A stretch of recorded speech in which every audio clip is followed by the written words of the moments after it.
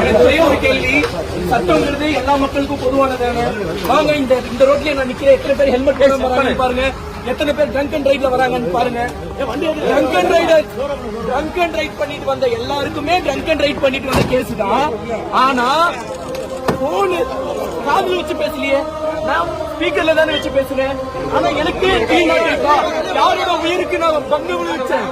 போர்ச்சே car எடுத்துட்டு 2 பேர்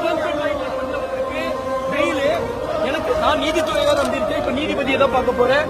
எனக்கான நீதி எனக்கு கிடைக்கணும். அப்ப எதுக்கு வளரணும்? ஒரு சின்ன 23 வயசு பையன் எந்த ஒரு காரணமும் இல்லாம